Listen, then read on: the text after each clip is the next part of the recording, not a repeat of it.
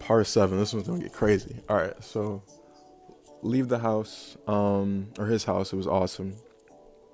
Um, and go back. Eventually, I get caught. And this is where I get kicked out of the house, um, for smoking weed. Um, every time I come back from one of these, whatchamacallits, bipolar episodes from the hospital, my mom tells me, okay, no smoking weed in the house or you're gonna get kicked out. So, like, I've been kicked out, like, up until this point, like 6 or 7 times out of my mom's house for the same exact reason. Not for drinking. She was okay with drinking because my stepdad's a really heavy, into alcohol, um, high tolerance and everything. Uh, but weed, no go.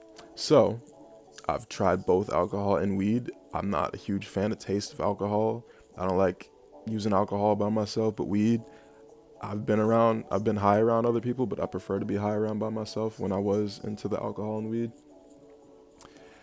So even, it didn't matter if I got edibles, didn't matter if I got the weed pen to alleviate the smoke and so there wasn't a smell. If I got caught with weed, I'm kicked out. So I'm about to get kicked out. So, I'm trying to think what time was it this. So yeah, I get kicked out for smoking weed and I'm living in the car. And this is probably maybe like a week or two I'm kicked out because the job situation, I mean, this is probably, I'm gonna say it really quick because I don't think this is that interesting. But because I wasn't making that much in sales, they offered me a temporary position where I can make hourly money at the same company. So I was able to do things that I shouldn't have been able to do, like keep the books type of financial situation. And people were telling me things that were super interesting about other people that has no use. It doesn't serve me now, so I won't even put in this video. It's just gossip. Um, but while I was kicked out for these 2 weeks, I was able to, because of the Savage, stay for a few days, with, like, there was the whole company, had rented out like this extended stay hotel, um, and a lot of the sales guys were staying there, so I would visit while I wasn't homeless.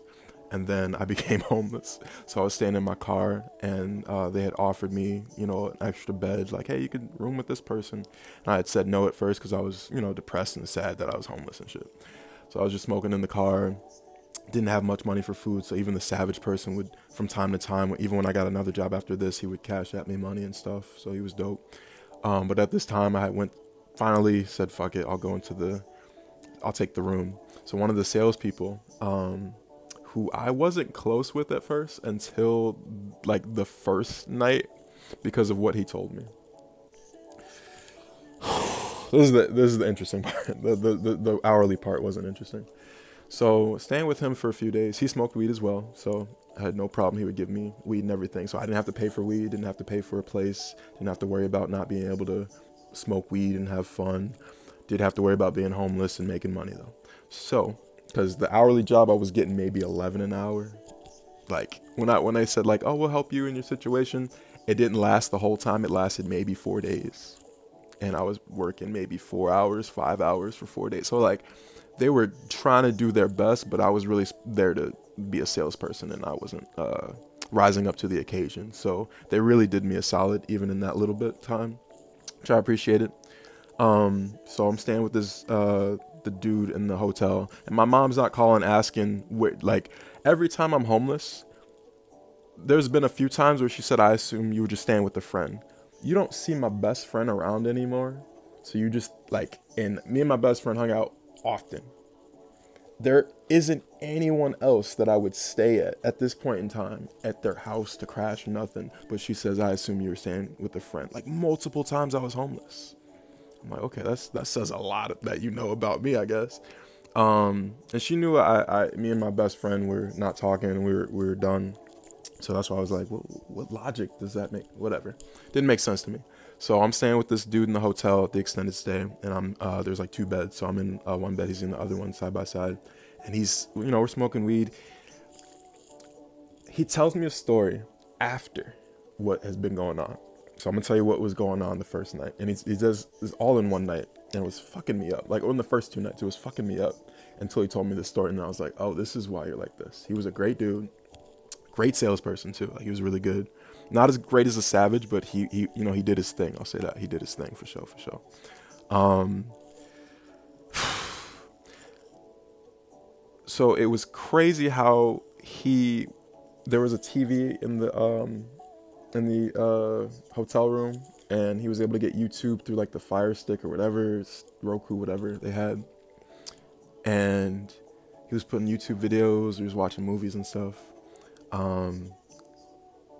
Dude, the YouTube videos that he thought was funny, like, I know I have a sick sense of humor. What he was laughing at was not funny to me, and then not until, but when he told me the story after, then I was like, okay. So the videos that he was watching, I want to say at first it wasn't bad, and then he explained it to me, and I was like, oh, that's messed up. So like, it was a magician. I'm not gonna say the name, but like, it has almost 100 million views on YouTube of a magician doing magic card tricks. And this dude is explaining, not in the video, but the dude that I'm rooming with is explaining very, like, he's noticing things that I would have never noticed, and I'm thinking I'm pretty good, but the fact that how he says it and what he's saying, I believed it instantly. I didn't even question. He was like, this dude, the way he's like doing these tricks, he's like, you see that move right there? And he's pausing, rewinding, stopping in moments on the TV. You see that move right there? There's no way. How did he do that? It has to be real magic. But like, he's talking about like magic, like with the devil and pats and stuff like that, because of how the cards are moving. He's like, you do these things, and they're able to allow you to do that if you do it with, the evil, Satan, whatever. I'm like, fuck. But I didn't question it. I didn't even take it with a grain of salt. I was like, yeah, this is some fucked up shit, because I had no answers for a lot of the stuff. He's like, traditional magic card tricks, there's tricks and like you can see the whatever, but the way he's doing it, there is no explanation except. And I was like, fuck. And then the videos after that, I told him to stop, because he went from like, when I used to watch scary movies, I don't watch scary movies now, not because I'm scared of them, but when I used to watch scary movies, I'd watch everything, but it would always fuck me up seeing like, in movies like The Babadook or The Conjuring, or I think just really those, like when there's moments of like possession. So I've never seen The Exorcist, like when something gets possessed. Oh, I did see The Nun. I think it was The Nun. And at the end of it, because my brother had told me like, don't watch The Nun, because at the end they show or in there's like a it happened at the end, but he didn't say it at the end. They show like a real like exorcism happening in like real life. Like they had like the audio footage. It wasn't like actual footage, but they had the audio footage, and they were playing it during the credits. And I was like, fuck, because I hate that shit. So like, I rebuke all the evil spirit, the devil, whatever, on this video, on me, anywhere, and ever, and beyond ever. So what happened was he was watching, my roommate at the time in this hotel temporarily, he was watching real life people being exorcised by like demons and stuff, and he's dying laughing. He wasn't laughing when he was showing me the card trick, dude, but he was dying laughing. He's like, bro, like, they're fucking retarded and stuff. Like, he's like down talking them, but I'm like, bro, this isn't even funny. But he's like dying laughing. I was like, please turn this off. Like, I'm trying to be high. When people blow my high, like, it pisses me off. And I know he wasn't trying to do it because like we didn't know each other that well, but I was like, I don't want to see this. So he turned it off. And then I believe that night, or like the second night, he had told me, and it clicked of why he thought certain things were funny. Bro, it made me sad, bro. There is a story where he said like he was down south as a child, and there was like a really bad hurricane, and he had to go to like a shelter, and there was a bunch of people, and the shelters like were like boarded up or whatever, and he was in that shelter for 3 days waiting for the hurricane to pass, and the hurricane winds were so strong that for 3 days the it's like metal doors that were like down, like he can hear like the structure just going like for 3 days as a kid. I forgot how old he said he was, but as a child, because we're in our 20s at the time of this, as a child for 3 days, not knowing and watching, I'm sure everyone else is scared too. you're watching their reactions and you're scared. They can't calm you down for fucking 3 days. You're a kid. Like, he was traumatized. I don't know how he got through it, but he told me, like, you know, with sales, he's always felt like being around people. He's actually the first person, because I do this more often, increasingly. I did a lot when I was homeless, living in my car. He played music to fall asleep, and he did that while I was rooming with him. Not having a problem with it. I actually thought it was going to be hard and difficult to sleep, but it wasn't. It was cool. He was playing music off of his phone as he was sleeping. And he's like, this is how, you know, he's like, I always like either need to be around people or talk to somebody. I hate sleeping by myself, which is why I invited you to stay with me, because I knew your situation or whatever. He was like, you know, the Savage, you know, his name's not Savage, like, but the Savage told me, you know, I hope that's okay. And I was like, yeah, it's cool. Because I was cool with the Savage. So if he, there's some people you tell information to, and if they tell other people, you're trusting because of who told them. You know what I mean? But there's sometimes like, why would you tell him that? Like, I didn't want you to know that. But the Savage was such a trusting dude that who he told, I was like, I gotta respect. And once he told me that story about his the traumatic moment, I had zero. I was like, the Exorcist videos, whatever. Like, I see, because like if you're talking to him as a salesperson, he's the coolest dude, easygoing, assertive, dominant, fun loving. But like knowing all that in like 1 or 2 nights, I was like, bro, this dude went through it, bro. 3 days of like, I don't know, bro.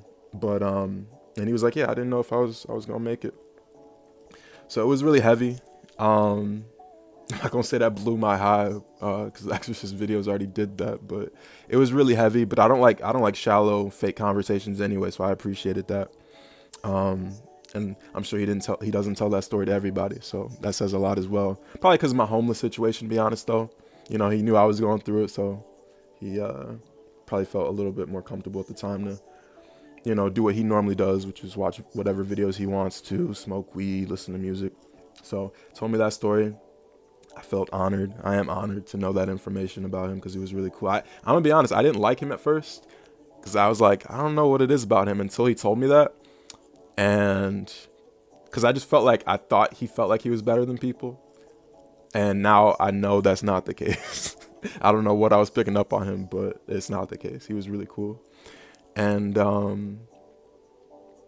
yeah, great guy. So after a few days, because they were traveling to like another state, like down in Texas, to sell down there, and I didn't make the qualifications because I wasn't selling at that high level. After a few days, they left, and he was like, all right, you could check out the room. I think it was like a day after. I think because they were leaving that morning, and I could stay until like the end of the night or the next morning or whatever. So I did, and I was doing, you know, typical guy stuff in the room when you're alone, listening to music. And I left, and I just went back home, and I was like, hey, I don't have a place to live or whatever. And then, like, I feel like my mom, my stepdad was down talking, like, hey, yeah, it's cold outside, huh? Like, it's, like, bro, I don't know how other parents are, but I wouldn't say that if I was a parent. I mean, I wouldn't necessarily know what situation I would kick my child out of the house, but if they came back and I invited them back in to have a conversation, I don't know if I would have chose those words. It's cold outside, ain't it? Bro, it's middle of winter. I wasn't getting paid for 8 months. I got kicked out just for smoking weed. You know what I mean? Now, granted, the doctors did come to the conclusion, after, like, you guys know what you know now after these stories, you're going to say, okay, well, they were clearly wrong. They came to the conclusion that every time I smoked weed, it allowed for psychotic episodes, my bipolar episodes, because I would have these grandiose ideas, thoughts that Pusha T is the Holy Father, God, and Jesus, Kanye West, yay, Christian billionaire, yay. This crazy thinking that he's Jesus and Drake is the devil because of 6 God, 666, and you know, he made a song called God's Plan, and he's not God, but, you know, like, there's just so much that if they were willing to listen, they'd be like, okay. They probably just would have kept me in the psych ward longer. And if I was me now, I was stood 10 toes, like 6 months. That was the record. All right, what do you call them? Pump those numbers or whatever. Like, I forget. But yeah, man. Everything happens for a reason, so it's coming out now. So, um, I don't think I have to go to the third time yet. So no, I don't. So I get back in my mom's and my stepdad's house, and they let me in. Like I said, I get kicked out like 6 or 7 times. So this like, oh, this don't happen this time. This might have happened this time. No, it happened the third bipolar episode. It had to, yeah, it happened in the third bipolar episode. So I can't say yes. But they let me back in. They make me like promise, like, you know, you're never gonna do it again, never gonna do it again. Every single time I probably lasted like either a month or a few weeks of not smoking weed before I smoked weed. Not before I get caught, but before I like relapsed and said, fuck it. Like this is who I am, this is what I wanna do. And the doctors would say like, oh, he's probably using it to cope for whatever, whatever, whatever. Now, when I was homeless, that's probably true because that was probably me being homeless for like a week or two. So after I get caught again, and I'm actually really, really homeless. So this time I'm homeless, but I get the job back at the job where they fired me because, you know, I was in the hospital like twice in like almost 2 years. So I had other jobs in between before I get this job back. There was multiple, but I'm only going to focus on one because I don't remember everything. Um, actually, I can say the other one. So this is a really short one, then I'll show the other one because I'm about to get kicked out again. So before I get that job back, they let me in and they're making me get these jobs. So this is actually when I get the solar for a month and I quit because they're not paying me.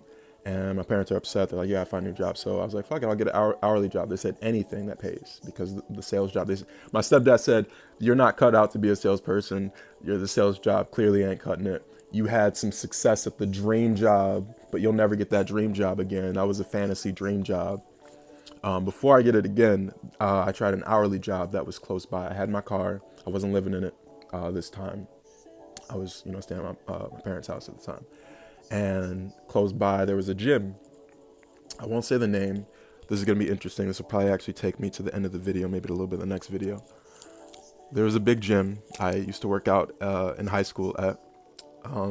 So never worked at a gym before. I get there, the dude interviewing me, for whatever reason really likes me. He's like, you know, I feel like I can make you like a good person. We just got to get you to, you know, fix your posture a little bit so you can like walk like, you know, assertive and dominance, and, you know, you'll get a free membership and, you know, get you up and everything so you can look like you know what you're talking about and, you know, get the lay of the land, blah, blah, blah. So the only issue I had, because everything was cool. Everything was cool. It was a job. I felt like I was going to make my parents happy. I was still smoking weed. I had like a pen or whatever that I had, I had. And I wasn't smoking at work because of who hired me. He was like, do you think that dude, like after a few days of working there, he's like, do you think that dude is ever going to move up? And I was like, I don't know. And he's like, no, because he's in here high all the time. He doesn't care about nothing. He only cares about himself. So I didn't smoke at work because of that. And I was like, okay. And I want, you know, first time on the job, I want to do good. Every time I got a new job, I wasn't really smoking immediately at work anyway. Like I would kind of feel it out and see like what's what before I took that leap of faith, I guess. And I worked there for 4 days before I left. So day one, it was cool. There was one other black dude and like one biracial dude, half black, half white. And like all three of us at one point, sorry, Pusha T. All three of and Yezos. All three of us at one point were like freestyling, but I don't know how to freestyle. Now I do a little bit, but back then like I wasn't putting no effort because I was like, my stepdad kind of killed those dreams. Like I'm not even gonna attempt to even think about rapping. I'll just listen to it and enjoy it. So they're freestyling. One's like the full black dude's not really doing it. But the half black dude, he's like really doing it. And like, I thought it was decent. And then he's like, all right, you go. So I don't know nothing. So I just start spitting, you know, songs I've heard. But I know they've never heard these songs because they don't listen to Pusha T. So the dude goes first, right? Yeah, biracial dude. I was like, all right. And then the other black dude's like, all right, you go. He wants us to go back and forth. So I go. I did this on another video. I just go pulling up in that new toy, the wrist on that boy, rock star like Pink Floyd, waving that rude boy. I'm waving at you, boy. Ran off on the plug too like true boy. Imagine me do, boy. You could never do what I do, boy. Still ducking shit that I did, boy. Niggas in Paris for a hit, boy. These ain't the same type of hits, boy. Shit can get litter than lit, boy. You don't take these type of risks, boy, cause this boy been throwing that D like rich boy, you miss, boy. And I ended it on that. And the black dude went crazy, and I felt like the biracial dude felt a little insecure because he's like, all right. So he starts rapping again. Bro, I could not tell you. They put it on me again. The black dude wanted to see what I got, and I knew they didn't know these songs. And I wasn't trying to own it like it was mine. I would have told them, and I never told them because they never asked like, oh, that was written or whatever. They just probably thought it was hot because I was saying boy so much. I felt so, again, I felt so bad. Not at the time, but I'm feeling bad now. No regrets, but I feel bad now because of the reactions of what happened. The black dude was like, all right, you go, after the other dude. And his freestyle was good, but the black dude that wasn't freestyle was like, all right, you go. He was watching us go back and forth. There was another Pusha T verse, and this ended it all. The other dude didn't want to rap no more. Or we was told to get back to work. I forgot what happened. But the rap had ended after I had rapped his verse. There was another song by Pusha T, but he was featured because the first one was off his album Daytona. This one was by Eastside Jody featuring Pusha T, and I rapped Pusha T's verse.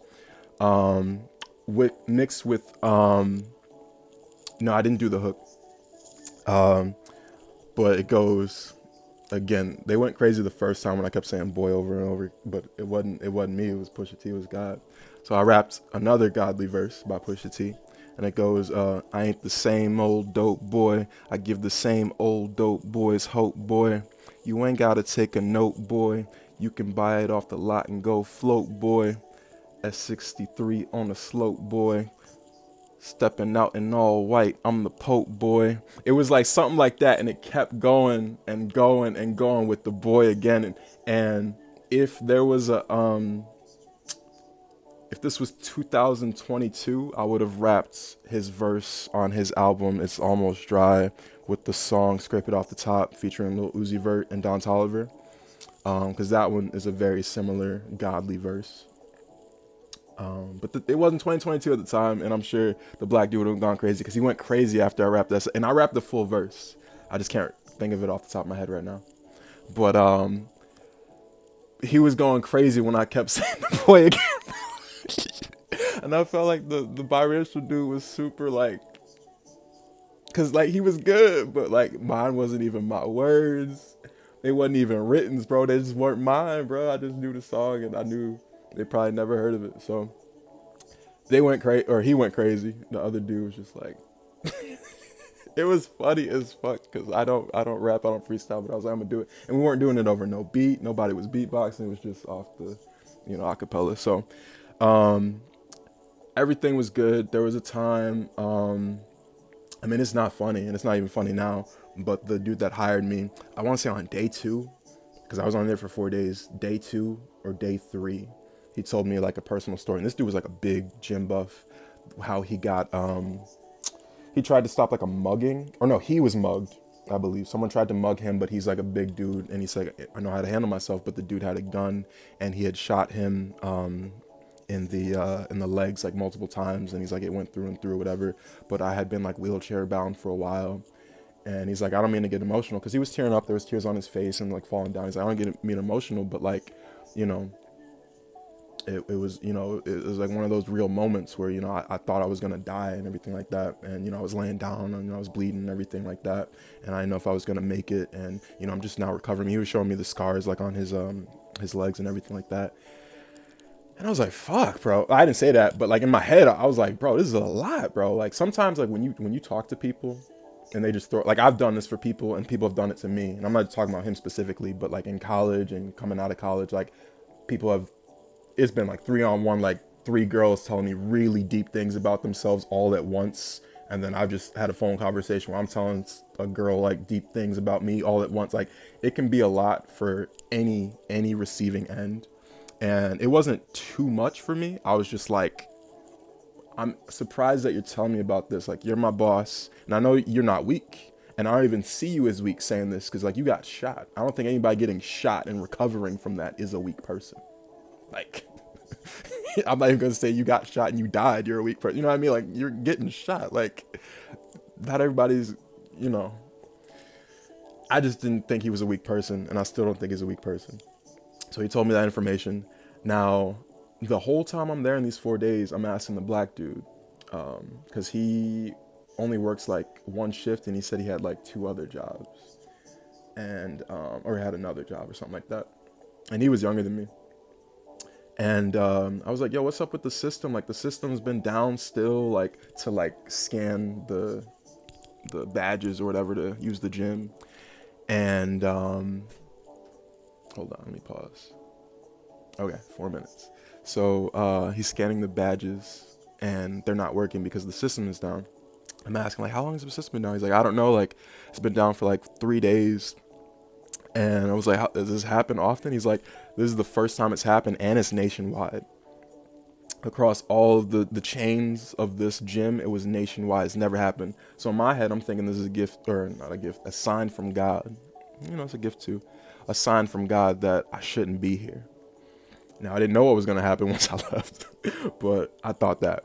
The biggest issue, because that was the sign, but there was only 2 signs, that one and how getting paid worked. I kept getting told by the dude who got shot, my boss, my sales boss, that he was going to take care of me, but I came from a job with the 8 months blind faith.